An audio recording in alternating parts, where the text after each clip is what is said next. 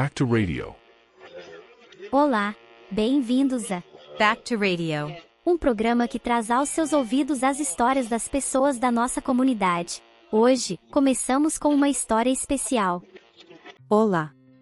Sou Sara, tenho pouco mais de 30 anos e após 2 anos de casamento, finalmente me divorciei. Quando entrei na universidade, queria estudar arte, mas encontrei a forte oposição dos meus pais, então acabei na faculdade de administração de empresas. Meus pais se opunham porque a arte é uma carreira que requer apoio financeiro, e naquele momento nossa situação financeira não era boa. Embora tenha sido difícil, entendi as razões dos meus pais e tive que desistir do meu sonho. Após me formar, consegui um emprego em uma empresa e, embora não fosse um trabalho espetacular, me permitia me sustentar bem e até dar algum dinheiro aos meus pais de vez em quando. No meu tempo livre, gostava de ler quadrinhos, embora meus pais não ficassem muito satisfeitos que, na minha idade, eu passasse tanto tempo em casa lendo quadrinhos. E assim, sem perceber, cheguei ao final dos meus 20 anos. Eu não via a minha idade como um problema e não sentia estresse a respeito, mas parece que meus pais não viam assim. Eles diziam que eu deveria sair mais, conhecer pessoas e pensar em me casar. Foi então que conheci meu atual marido. Minha mãe, que participava de um grupo de voluntariado, insistia para que eu conhecesse o filho de uma conhecida dela, então, para agradá-la, aceitei ir a um encontro às cegas que ela organizou, e lá conheci meu marido. Ele é 3 anos mais velho do que eu e trabalha como funcionário em uma escola, cuidando de tarefas administrativas. Ele não é professor, mas cuida da administração da escola. Originalmente, queria ser escritor, mas, assim como eu, não conseguiu seguir seu sonho devido à oposição dos pais. Talvez por isso nos demos tão bem desde o início. Depois de namorarmos por 1 ano, começamos a falar sobre casamento. Como nossas famílias já se conheciam, não houve problemas quando surgiu o assunto do casamento. A família dele nos ajudou a conseguir um pequeno apartamento alugado, e meus pais contribuíram com os móveis. Dividimos igualmente as despesas do casamento, e ambos já tínhamos um carro antes de nos casarmos. Embora eu ganhasse um pouco mais do que meu marido, ele tinha segurança de seu emprego como funcionário público, com uma aposentadoria garantida, então realmente não havia desequilíbrio entre nós. Meus pais também estavam felizes com esse aspecto. Honestamente, pensei que minha vida seria simples e feliz. Mas nunca imaginei que uma razão tão absurda poderia me afastar do meu marido. Antes de nos casarmos, contei ao meu marido que gostava de desenhar e ler quadrinhos, e ele sempre dizia que achava encantador que eu tivesse esse lado tão juvenil. Mas um dia, meu marido chegou em casa bêbado e começou a me repreender, dizendo que já era hora de parar de fazer coisas que não trazem dinheiro, e que não era normal que, aos 30 anos, eu ainda estivesse lendo quadrinhos. Naquele momento, soube que a situação econômica na casa dos meus sogros havia piorado porque meu sogro havia sido fiador de alguém que não pagou, e meu marido teve que ajudá-los financeiramente. Entendo que isso o tenha estressado, já que seu salário não é muito alto. Mas o fato de ele descontar sua frustração em mim me machucou muito. Embora eu quisesse poder ajudar financeiramente, minha própria família também estava passando por dificuldades porque minha mãe havia adoecido, o que significava mais despesas para nós. Além disso, quando nos casamos, foi meu marido quem insistiu que dividíssemos as despesas domésticas igualmente. E apesar de minha mãe estar doente, ele nem sequer pensou em comprar algum alimento fortificante ou suplemento nutricional, ou algo semelhante. Uma vez, quando mencionei que queria comprar um tônico medicinal para minha mãe, ele disse que isso era algo que eu deveria pagar sozinha. Isso me fez perder muito carinho por ele. Eu me sentia muito confusa e sozinha, pois não podia falar sobre isso com minha mãe doente, nem queria compartilhar isso com meus amigos porque não queria expor minha situação. Então, comecei a escrever um diário para desabafar. No início, eu só escrevia, mas depois comecei a desenhar meus pensamentos como se fossem um quadrinho e a postá-los na internet. Inesperadamente, meus quadrinhos começaram a ganhar popularidade. Fiquei surpresa ao descobrir que, sem perceber, havia muitas pessoas que se identificavam com a minha vida, que eu considerava chata e deprimente. No entanto, meu marido e sua família não viam isso com bons olhos. Meu marido tem uma irmã 7 anos mais nova que ele, que estudou belas artes na universidade. Ela é atraente e popular entre os rapazes, mas tem um temperamento forte e muito orgulho. Alguns também poderiam dizer que ela é arrogante e mal educada. Após se formar na universidade, ela não fez nada em particular, e embora tivesse planos de fazer exposições e continuar seus estudos, a situação econômica de sua família piorou devido ao problema com a fiança de seu pai, e seus sonhos se desfizeram. No entanto, ela não fez nenhum esforço para encontrar um emprego, o que, de certo modo, me pareceu incrível. Quando minha cunhada descobriu que meus quadrinhos estavam ganhando popularidade, ela ficou completamente incrédula. Disse-me que, embora eu soubesse desenhar um pouco, isso não significava que fosse arte, e que meus desenhos eram tão simples que até uma criança do primário poderia fazê-los. Comentou que eram tão básicos que ela não conseguia suportar olhá-los. Claro, fiquei magoada e com raiva, mas me perguntei o que ganharia discutindo com uma garota muito mais jovem do que eu. Afinal, eu não havia começado a desenhar para obter a aprovação da minha cunhada, então a deixei falar. Meu marido também não a repreendeu, pelo contrário, disse que ela não estava errada e que eu precisava ser mais realista. Perguntei-lhe se ele não achava que como marido deveria apoiar sua esposa em algo que ela gostasse de fazer, mas ele respondeu que, sendo honesto, as pessoas que gostavam dos meus quadrinhos provavelmente não eram muito instruídas, e que seria melhor aproveitar meu tempo fazendo algo mais produtivo, como um trabalho de meio período. Ele também me repreendia dizendo que, com sua família passando por tantas dificuldades, eu ainda estava desenhando quadrinhos em vez de fazer algo útil. Achei incrível ouvir isso, especialmente porque ele mesmo trabalhava em um emprego confortável, saía cedo e, quando chegava em casa, só queria relaxar, enquanto me dizia que eu deveria arranjar um segundo emprego. Embora eu tivesse vontade de lhe dizer algumas verdades, tentei controlar minha frustração pensando que, talvez, tudo fosse devido ao estresse que ele sentia por causa da situação de sua família. E assim os dias passaram até que algo aconteceu. Cerca de 6 meses depois de começar a desenhar meu diário em quadrinhos, uma conhecida empresa de webtoons me contatou para me oferecer um trabalho com eles, propondo-me fazer livros de quadrinhos e produtos baseados nos meus desenhos. Senti que era uma oportunidade que não podia deixar passar, então assinei o contrato.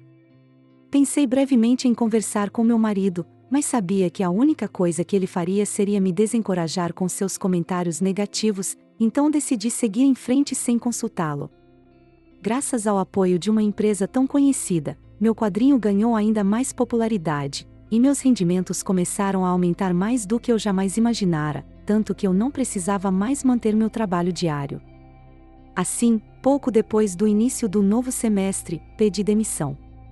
No dia em que entreguei minha carta de demissão, me senti tomada pela emoção de finalmente ter encontrado meu caminho. Naquela noite, contei brevemente ao meu marido por que havia pedido demissão e quais eram meus planos para o futuro. Mas ele apenas respondeu com desdém, acusando-me de estar constantemente buscando maneiras de humilhá-lo. Disse-lhe que isso não fazia sentido e que não queria continuar discutindo.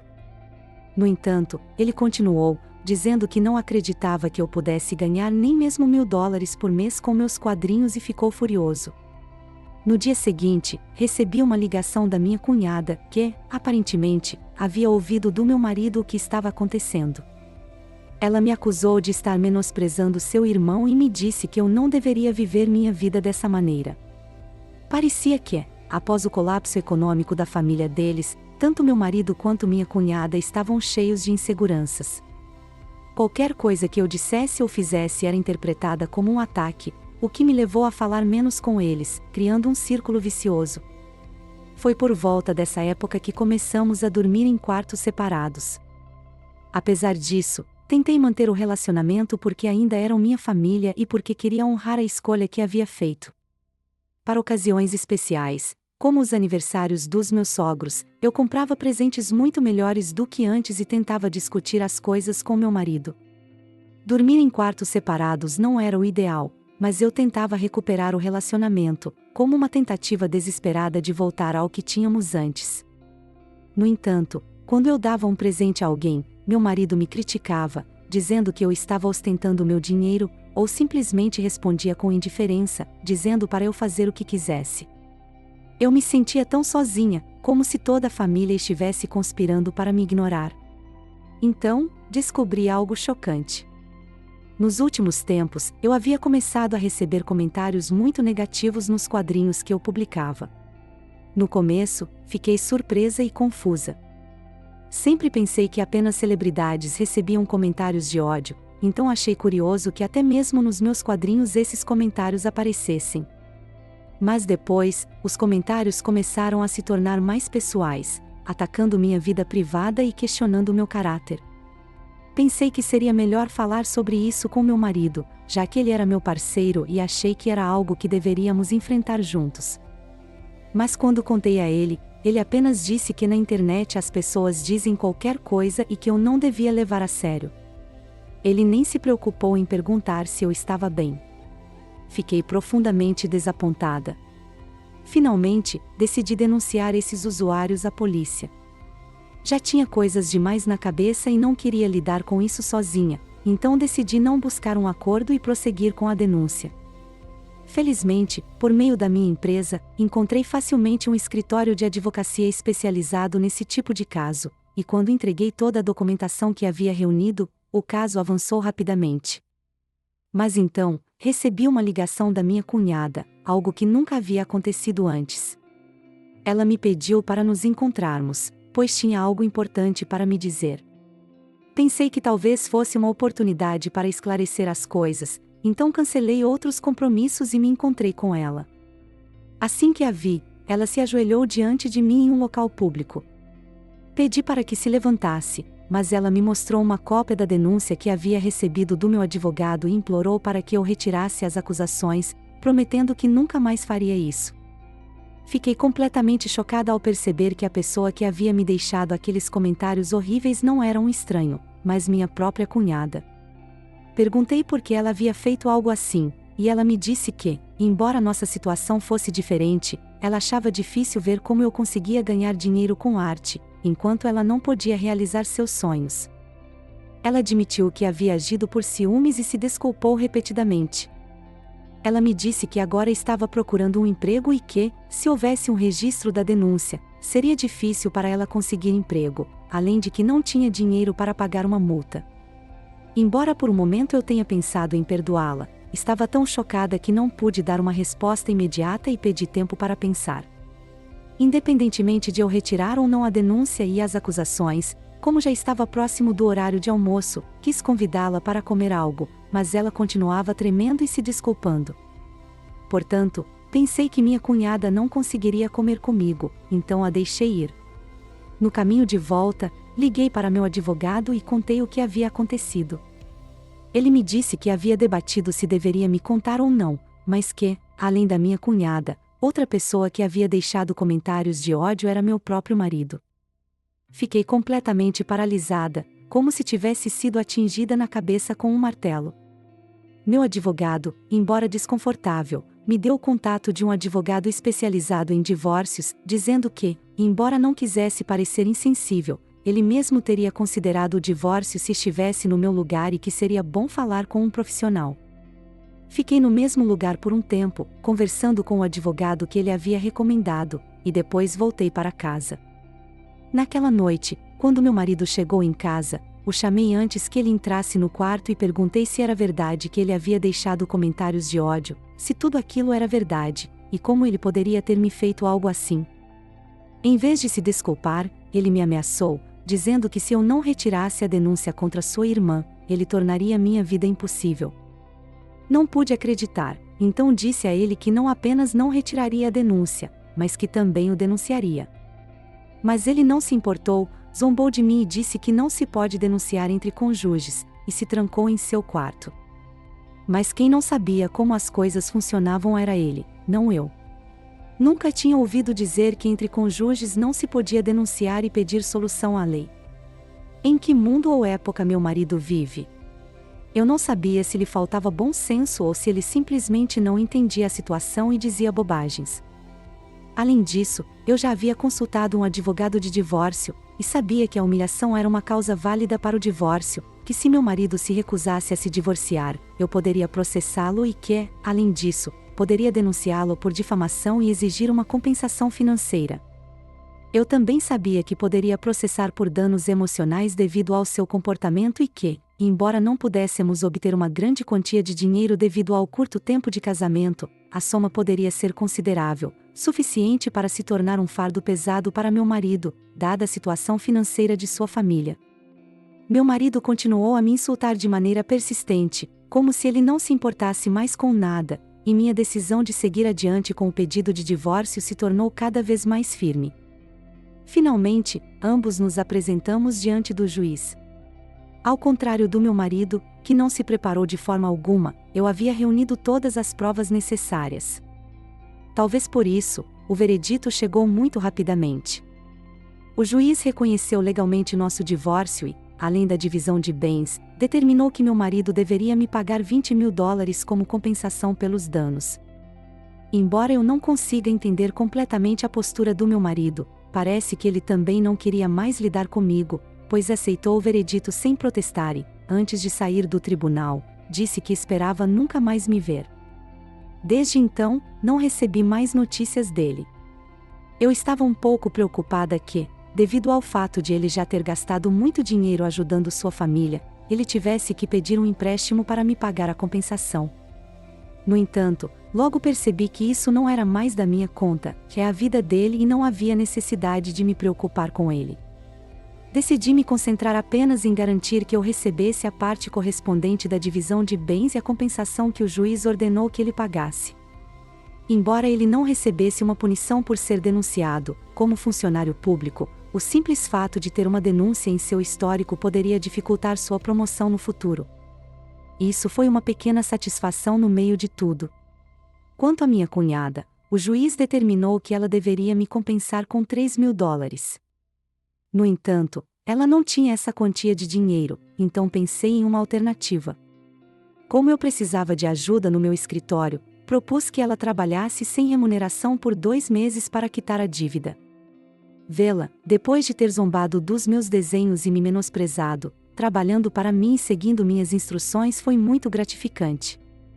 Mas, mesmo assim, vê-la todos os dias me lembrava do meu marido, então, assim que ela terminasse o trabalho, planejava demiti-la e dizer para não se aproximar mais de mim.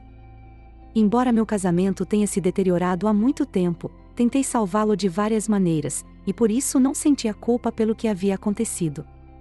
Acho que simplesmente dei a eles uma oportunidade que eles mesmos desperdiçaram, e agora estavam pagando as consequências. Embora ainda reste um pequeno vínculo entre mim e meu marido, relacionado principalmente a questões legais e financeiras que precisam ser resolvidas, tudo será tratado através dos advogados. Isso significa que não precisaremos nos comunicar diretamente, o que me traz tranquilidade. Vou continuar me esforçando para manter vivo meu sonho, que finalmente alcancei, e não deixá-lo escapar. Não sei se um dia formarei outra família, mas, por enquanto, meu trabalho me traz felicidade, então não tenho tempo para pensar nisso. Continuarei trabalhando duro para me tornar uma autora reconhecida. Obrigada por ouvir minha longa história. Obrigado por ouvir esta longa história. Isso é tudo por hoje. Se você se inscrever e deixar seu like, será notificado quando voltarmos com histórias melhores no futuro. Obrigado.